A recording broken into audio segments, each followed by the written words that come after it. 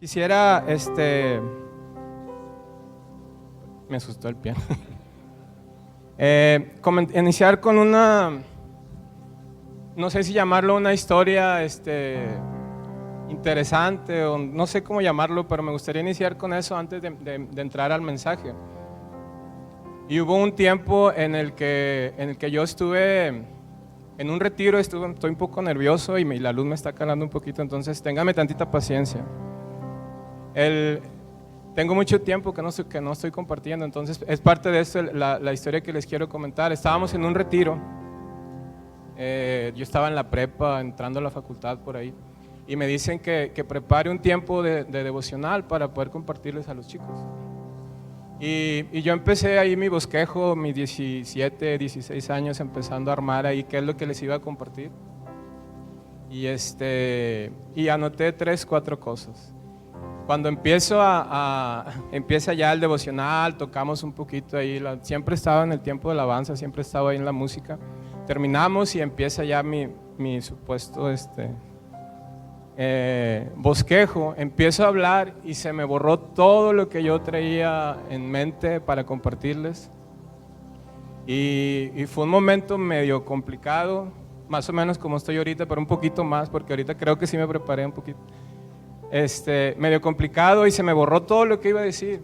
Traté de leer lo que traía en mis notas, lo leí como 3, 4 veces.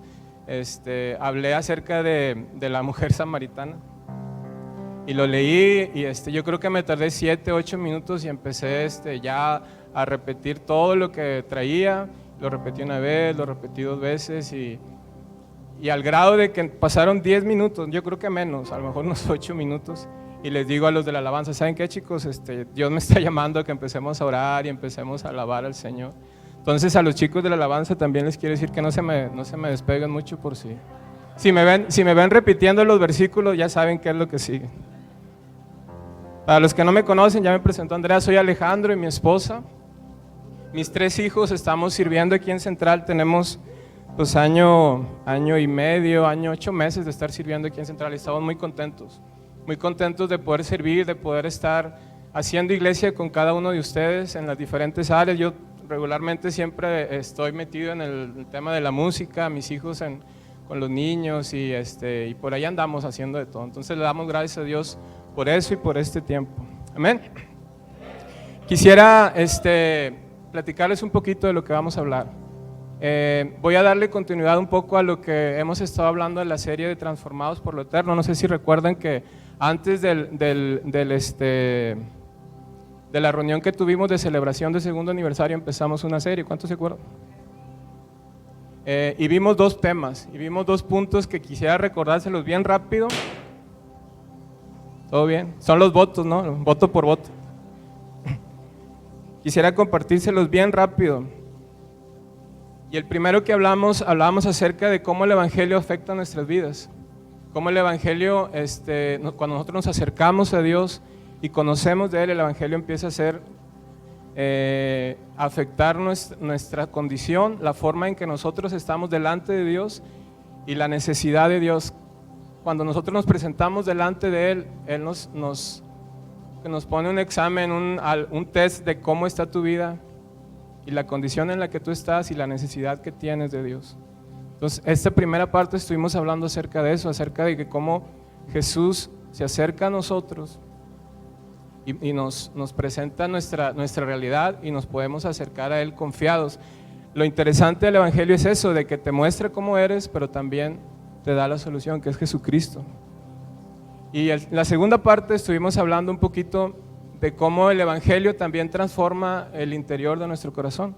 Los afectos y los deseos que tenemos son cambiados y son transformados por el conocimiento de Él y por lo que Él hace en nosotros. Entonces vimos estas 2 partes. Primero, que es la condición de nosotros y acercarnos a Jesús, y la segunda parte que vimos es cómo Él renueva nuestros deseos y los afectos del corazón, que no nada más es algo exterior, sino que cambia lo interior de nosotros. Entonces vamos a ver ahora la tercera parte, el tercer punto, donde podemos ser transformados por su Evangelio. Si quieres, acompáñame por favor a Isaías 62.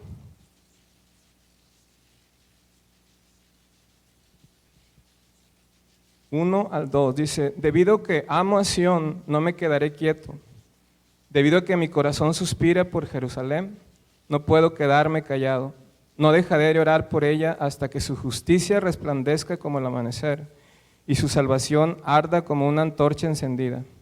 Las naciones verán tu justicia y los líderes del mundo quedarán cegados por tu gloria. Tú recibirás un nombre nuevo de la boca del Señor mismo. ¿Qué no repites conmigo? Tú recibirás un nombre nuevo de la boca del Señor. Amén. Quiero invitarte a orar. Vamos a poner este tiempo en sus manos y entramos directo al mensaje. Amén. Padre, te damos gracias, Dios, por la oportunidad de abrir tu palabra, por la oportunidad que tú nos das de conocer más de ti, Señor. Gracias por este tiempo, gracias por todo lo que tú haces en nosotros, Dios, y que cada obra que tú haces en nosotros, Señor, tenga un fruto y haga que nosotros podamos acercarnos a la estatura tuya, Señor. Es el anhelo de nuestro corazón, Dios. Amén. Amén. Quisiera empezar otra vez historia, ¿sí se escucha? Con otra historia del Antiguo Testamento. ¿Cuántos conocen la vida de Jacob o han escuchado un poquito acerca de la vida de Jacob? No quisiera extender mucho la historia porque la verdad es de que es una historia muy larga, habla mucho acerca de la vida de Jacob, es el inicio de nuestra civilización, empieza con la vida de Abraham, Isaac, de Jacob, pero quisiera darte un contexto rápido y centrarme en una parte de la historia de Jacob que nos puede ayudar mucho. Te platico, Jacob es hijo de Isaac. Cuando nace Jacob viene con un cuate, con un mellizo que es su hermano Esaú. Desde el vientre de la madre de Rebeca ya traen problemas, ya empiezan con pleitos y todo esto. Nace Esaú primero y Jacob después. Entran en una etapa, creo que su familia nunca fue o una familia normal, mejor dicho, siempre hubo problemitas y todo. Y Jacob, hay un punto en la historia donde Esaú le vende la primogenitura a Jacob. ¿Cuántos se acuerdan de eso? Y Jacob, por un plato de lentejas, le entrega Esaú la primogenitura a Jacob. Pasa el tiempo y a la edad de que Isaac muere o está a punto de morir, empieza a buscar a Esaú para darle la bendición del primogénito. En ese tiempo, y yo creo que sería bueno en este tiempo también utilizar esa parte de la primogenitura, de la bendición del primogénito. Entonces Isaac lo que hace es que empieza a buscar a Esaú y le dice a Esaú, por favor vea al monte, busca un cabrito, prepárame un cabrito, prepárame una comida, porque te voy a bendecir. Y lo que hace, pues Esaú se sale de su casa y empieza a buscar un cabrito, pero se escucha lo que Isaac le dice a Esaú, Raquel.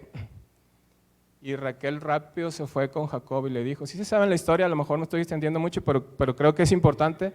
Le dice, tu papá va a bendecir a Esaú, muévete, haz algo porque ya lo va a bendecir y Esaú te dio a ti él ya te vendió la primogenitura.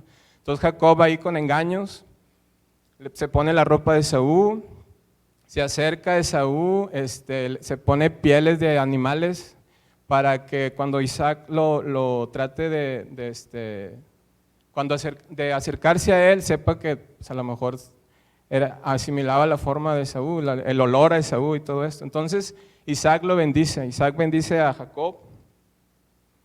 Después llega Esaú y hay un pleito y ya conocen ahí un poquito la historia. Y lo que sucede es que Jacob recibe la bendición de Isaac, pero tiene que huir de su casa por todo el pleito que se armó ahí, por el haber hecho algo, pues algo malo, pero haber obtenido la bendición. Y en la Biblia dice que Isaac le dice a Esaú, pues ya no te puedo bendecir, la bendición ya se la di a tu hermano Jacob, a tu hermano el menor. Entonces ya, pues sí te puedo bendecir, como diciendo, sí te puedo ayudar, pero no va a ser la misma oración, ni la misma intención, ni la misma bendición de Dios. Entonces llega Esaú y lo bendice, y pues sí lo bendice, pero no igual como a Jacob. Entonces es más o menos la historia. Jacob sale de la casa de sus padres, huyendo de todos, pero con la bendición de Dios, y llega a una etapa donde conoce a sus esposas, a Raquel y a Lea, y también llega otra temporada donde hay un engaño en la vida de Jacob y empieza a engañar a su suegro. No sé si recuerdan que empieza ahí a robarle ganado, no a robarle, pero sí con engaños a obtener el ganado, a obtener cosas, riquezas de parte de su suegro. Y es una etapa donde también Jacob pues, es muy astuto. Imagínate Jacob, el labio que ha de tener, la labia que ha de tener para poder enredar a su hermano, a su papá, a su suegro, y pues son los que tenemos registro, pero yo creo que era bien largo, era bien tranza. Y hacía muchos engaños, su vida se la pasaba engañando gente, y lo increíble de todo esto es que Dios lo bendecía, Dios lo bendijo. Llega la etapa donde está con sus suegros, y su suegro también se entera que lo estaba engañando, lo estaba traicionando, y también dice, pues yo creo que aquí ya no me quieren tampoco y también me tengo que ir. Entonces Jacob se va otra vez, y aquí es donde quiero centrar parte del mensaje que creo que nos puede ayudar, nos puede dar luz a lo que quiero hablarles. Jacob sale de la casa de Labán, su suegro, y entra en una temporada donde Dios empieza a tratar su vida y empieza a hablarle, a traer como que restauración o discernimiento o algo en su vida, arrepentimiento, perdón, para que él decida regresar a la casa otra vez de sus padres. Y hay una parte donde están acampando ya de regreso a la casa de su padre, y se le aparece un ángel, el ángel de Dios, y quiero que me acompañes ahí donde quiero centrar mi mensaje, Génesis 32, 24 y 28. Vamos en la parte donde Jacob intenta regresar a la casa de sus padres, y dice, entonces Jacob se quedó solo en el campamento, y llegó un hombre y luchó con él hasta el amanecer. Cuando el hombre vio que no ganaría el combate, tocó la cadera de Jacob y la dislocó. Luego el hombre le dijo, déjame ir, pues ya amanece. No te dejaré ir a menos que me bendigas, le dijo Jacob.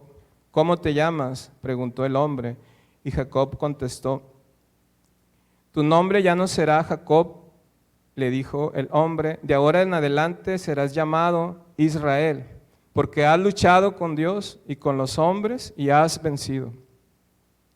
Y aquí volvemos otra vez al tema de los nombres, al tema de cómo se identifica, de alguna manera decirlo, Jacob se identifica como un engañador. Entonces el ángel de Jehová le dice, ¿cuál es tu nombre? Después de tener un pleito por otra bendición de Jacob, después de tener este pleito, lo que hace Dios es que le cambia su nombre y le dice, ya no vas a ser un engañador. De aquí en adelante tu nombre no te va a definir como un engañador, ahora te va a poner el nombre de Israel. Que traducido Israel es el que lucha con Dios, y otras versiones lo traducen como el príncipe de Dios. Entonces por eso conocemos nosotros al pueblo de Israel, no conocemos como el pueblo, se ríe Israel, el pueblo de Jacob, el príncipe, te vamos a decir el príncipe. Y entonces cambia su nombre, cambia su identidad, y de alguna manera empieza una nueva etapa en la vida de ahora Israel. En esta etapa donde está de regreso a la casa de sus padres, su esposa Raquel está embarazada y da a luz en el camino. En el camino de regreso a sus padres pasan muchas cosas en ese camino, y les recomiendo que si tienen oportunidad léanlo, porque es una historia muy interesante que vale mucho la pena por todos los procesos en los que Dios pone a Jacob hasta llegar a un punto que es establecer pues todo el reino de Israel, todo el pueblo de Israel. Y lo que hace en el camino es que Raquel está embarazada y empieza a tener dolores de parto, empieza a dar a luz a su hijo. Pero cuando sucede esto, Raquel muere. Al momento del nacimiento de su hijo, Raquel muere. Pero antes de nacer le dice Raquel a las personas que le ayudaban ahí, quiero que a este hijo le pongas Benoni, porque su nombre significa hijo de mi tristeza, hijo de mi dolor.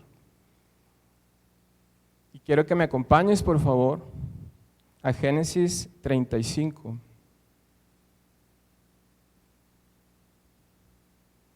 Dice, luego de un parto muy difícil, la partera finalmente exclamó, no temas, tienes otro varón. Raquel estaba a punto de morir, pero con su último suspiro puso por nombre al niño Benoni, que significa hijo de mi tristeza. Sin embargo, el padre del niño lo llamó Benjamín, que significa hijo de mi mano derecha. Te puedes dar cuenta aquí la importancia que Jacob, ahora sí, después de todo lo que le pasa a él, todos los procesos en los que Dios lo está poniendo y en los que engañó a mucha gente, tiene mucho que ver porque el nombre de Jacob significa eso, significa un engañador. Entonces Jacob decide parar ahí un poquito y decir, a ver, espérame, no vamos a ponerle Benoni. No está padre ponerle un nombre que significa hijo de mi dolor, hijo de mi tristeza. Entonces él cambia el nombre a Benjamín, que significa totalmente lo opuesto, es hijo de mi mano derecha, aquel que me da la fortaleza, aquel que extiende mis brazos, aquel que empieza a definirlo de una manera en la que puede afectar su vida de una manera positiva a como quería Raquel. Raquel quería llamarlo Benoni y ponerle ese nombre. Entonces, sí me están captando más o menos el mensaje, la intención de que nosotros entendamos la identidad que tenemos cuando somos llamados de una manera y cuando somos llamados de otra manera. Y lo que Dios hace para que nosotros podamos cambiar esa identidad. Y eso es lo que hace el Evangelio. Entonces, podemos entenderlo a través de la historia de Jacob, que el proceso en el que Dios trabaja es a través de cambiarnos el nombre, cambiarnos nuestra identidad.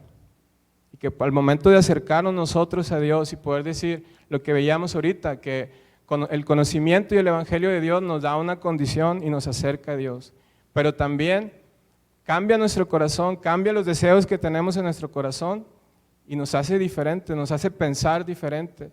Y ahora cambia nuestra identidad, cambia la forma en que nosotros nos movemos, cómo andamos en el mundo, porque no somos iguales una vez que conocemos de Dios. Dice su palabra que nosotros debemos de ir de gloria en gloria, debemos de ir alcanzando, ir avanzando en el conocimiento de Dios.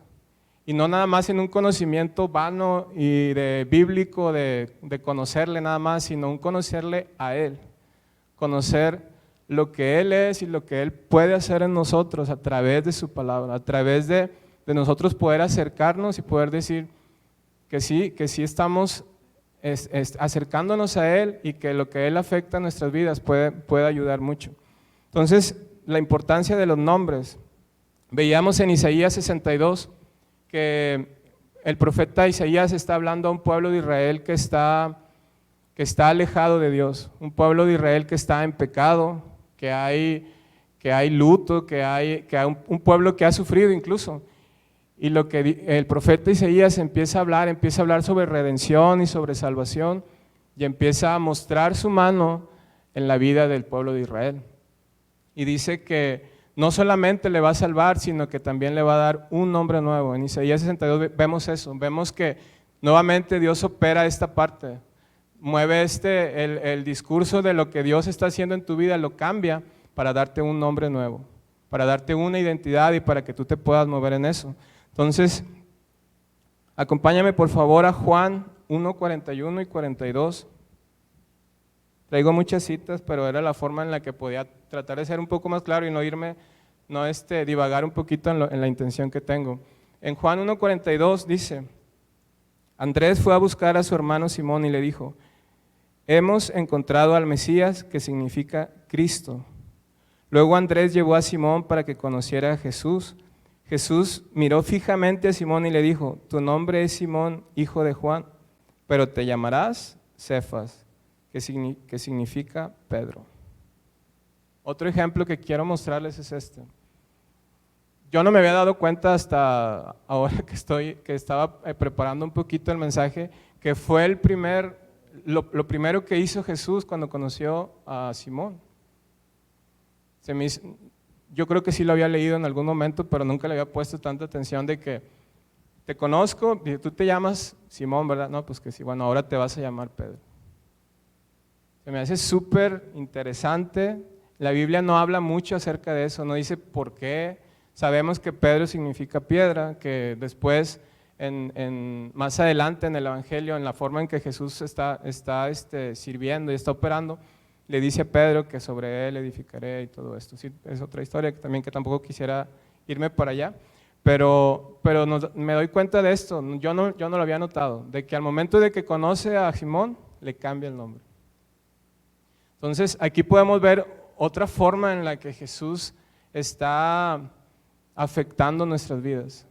Lo hizo con Jacob, lo hizo con Benjamín, con el pueblo de Israel, con Pablo, con muchas personas. Abraham también le cambió y le puso una letra de más, pero ahora es Abraham. Y lo hace con nosotros. Entonces, al momento de que conoce a Pedro, le dice, tú ya no te vas a llamar Simón, ahora vas a ser Pedro. Y cambia su identidad y cambia su trasfondo. Y ahora, ¿qué es lo que nosotros podemos entender y podemos aprender sobre todas estas historias cortas? Te estoy platicando, ¿qué es lo que puede aplicar a nuestras vidas? ¿De qué manera nosotros podemos entender el mensaje que Dios tiene para nosotros a través de todos estos ejemplos? Y acompáñame por favor a Romanos 8:15.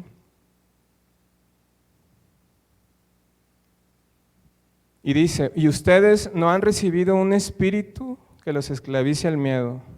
En cambio recibieron al Espíritu de Dios cuando Él los adoptó como sus propios hijos. Ahora lo llamamos Abba Padre. Entonces al final de todo esto, nosotros tenemos que entender que cuando nos acercamos a Dios, somos cambiados a un nuevo hombre, somos cambiados de identidad y de la forma en que Jesús nos ve. De la forma en que nosotros podemos seguir viviendo nuestra vida, no es conforme antes de conocerle, sino después de que le conocemos.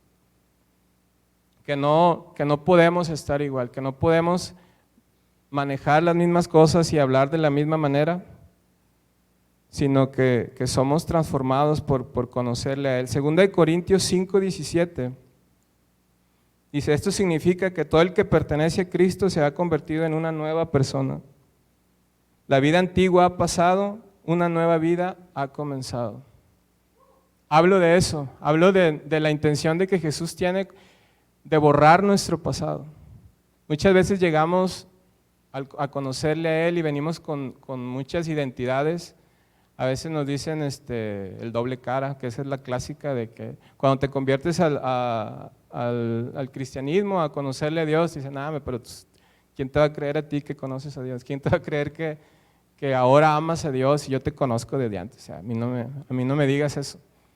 Y lo dicen los dobles caras, los hipócritas, los aleluyas, y traemos varias cosas, traemos varias identidades que al acercarnos a Dios nos detenemos y decimos, es que pues yo era antes esto. Pero dice su palabra que a través del Espíritu de Dios, Él nos renueva y nos hace nuevas criaturas. Lo acabamos de leer aquí en Corintios, donde dice que el que pertenece a Cristo se ha convertido en una persona nueva. La vida antigua, lo que hacíamos antes, ya no lo hacemos. Y la forma en que nos miraban antes o como nos identificaban antes, ya no lo somos. Que ahora somos transformados y renovados y que la vida pasada o lo que traíamos ya no es, ya fue borrado. Amén. Entonces al final tenemos este tipo de situaciones y ejemplos donde podemos entender que la forma en que nosotros nos concebimos como una identidad es la forma en que nosotros decidimos avanzar. Que el Evangelio lo que hace en nuestras vidas es poder ir seccionando nuestras vidas y viendo de qué manera Él empieza a transformarnos en Él, a tener una identidad y a vivir en esa identidad. No solamente es lo que veíamos ahorita, no solamente es conocer a Dios, no solamente es venir a la iglesia y no solamente es, a veces oramos por los alimentos o por algo, pero conocerle a fondo, conocer un poco más de Él y de lo que Él espera de nosotros, de lo que Él quiere de nosotros y la forma en la que nosotros le respondemos a Él.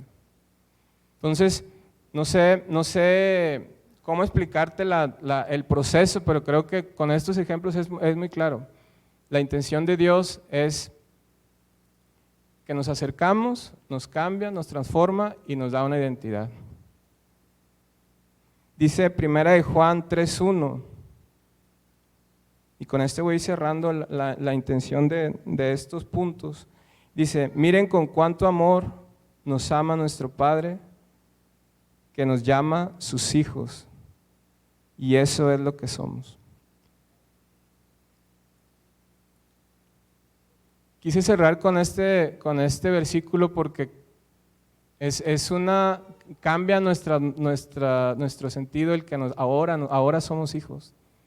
Antes éramos ajenos, antes éramos lejanos a Dios, pero ahora somos sus hijos. Y lo dice su palabra, que ahora nosotros nos podemos acercar a Él y decirle, Abba Padre, que Él es nuestro Padre, que lo que Él abre sus brazos a nosotros y Él nos ve como sus hijos. Y nosotros debemos de buscar esa identidad, buscar esa intención de Dios, de lo que Él está haciendo por nosotros, para al final darnos una identidad y poder acercarnos a Él. Amén.